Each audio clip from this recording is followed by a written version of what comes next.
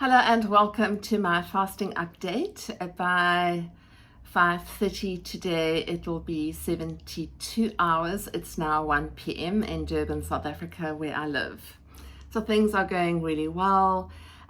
This is usually my bliss day, but even since yesterday, I feel really uplifted. Some people call it euphoric. Maybe I'm starting to get used to that with regular fasting, but I just wanted to touch base and share with you my top essentials to do a long fast. There's just a few points, and these are the things that I feel are absolutely critically important if you would like to try out longer fasts and enjoy the benefits of fasting. The first point is preparation. If you go from eating a very high sugar, heavy carb loaded diet to going straight into a fast, you'll probably find it a little bit uncomfortable and not really enjoy getting into the fast as much as you can. So I like to clean up quite a few days before I start my fast, and especially if I start after my last meal on a Sunday evening, I will make sure that my Saturday and Sunday include good protein, very healthy food, enough of the good fats that I usually recommend, and then that sets me up for an easier transition into a fast. If you are still eating a lot of sugar and carbs, give yourself a few days or even a week or two to just get out of that heavy carb diet, and then the transition will be a lot easier. The second point, and something I really encourage fasting participants and clients not to ignore or take lightly, is intention. Intentions, as far as how do I want to feel, can really support the fasting journey. With intentions, I usually encourage people and myself, I choose a word for every long fast.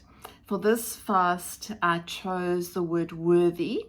And because this is the first fast of 2025, I also chose a word that I would like to carry through as a theme for the rest of the year. And then during those sort of patches where things feel a little bit niggly or uncomfortable, or you feel not motivated to continue, going back to the word and sort of going deeper within and perhaps journaling around that theme for you can just help to deepen your experience, because the distractions of the outside world will continue at work or with family. And when you are intentional, when you are crystal clear about the feeling state that you would like to embody, is a word that I think would fit nicely with this. What would you like to embody as part of this dedicated fasting time for your well-being? And that can really be good. Clients usually choose a word or a phrase, and that becomes the theme of the fast. I think very important to not do this as a physical, I stay away from food, I'm not allowed to eat, to really make it a mindful and quite a spiritual, dedicated time for yourself.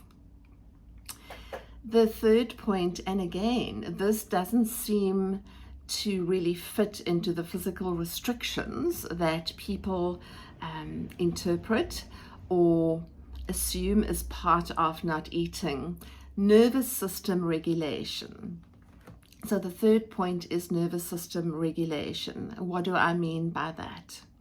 If you are predominantly in a fight or flight state, if you typically are highly charged from a nervous system point of view, and if you feel quite wired a lot of the time, and you haven't implemented tools to help regulate your nervous system, a fast might feel like another threat for your body and your nervous system, and you might feel anxious, and you might struggle to sort of really get into the enjoyment that should be part of fasting. So with nervous system regulation, I become very intentional as well to make sure my body is feeling safe. I use all kinds of different phrases, but breathing, moving, meditation I've used in particular this week as well, very intentional breathing, making sure that my body doesn't feel stressed or more burdened by the fact that I'm not eating. And that can really help, especially if you go into that fight or flight or survival mode or self-preservation mode very easily.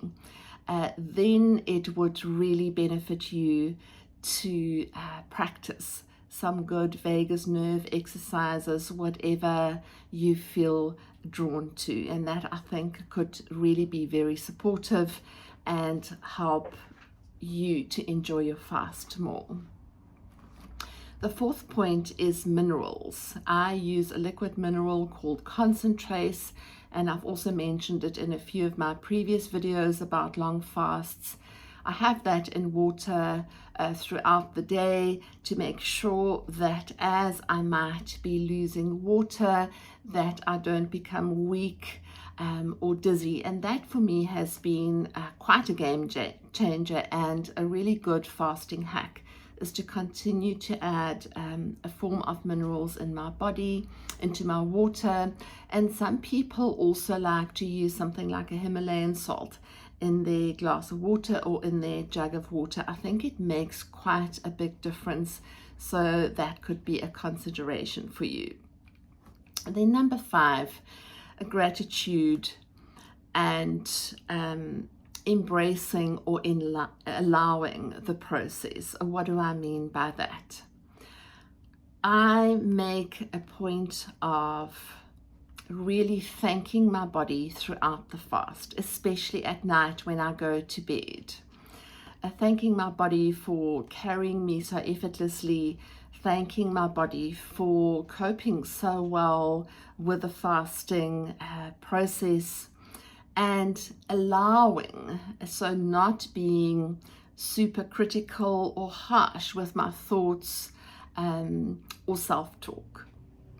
So finding ways to speak to myself that feels encouraging, that feels soothing. And I think this and the intentions go really well together, where it starts to feel much more calm and supported. And then, of course, and now I don't have it on me because I was going to show you, the last point is a blood glucose monitor. I recommend that if you're doing longer fasts, that from say 36 hours, you track your blood glucose 3 times a day, just to get an idea of where you might start to become a little bit hypoglycemic, and just for people to feel encouraged as that blood glucose level starts to come down. So I usually check first thing in the morning, around midday or early afternoon, and then again in the evening. And what you will notice is that it will start to come down. It might at times go up a little bit. That's where your body is actually trying to find stored reserves, perhaps. But the net result is that it really comes down very nicely. So in a few hours time, I will be at 72 hours, and I've got some more work to do. Today I feel not weak at all. I feel super excited actually, and inspired and energized. So this fast for me has been a great reset, and it's also been a fantastic start to 2025. Thank you for watching my channel or my Instagram. Please leave your comments or your questions. I also appreciate your subscription, and please hit the notification button. And I will be sharing with you as I break my fast, either this evening or tomorrow, and how I go. Thank you so much for being here.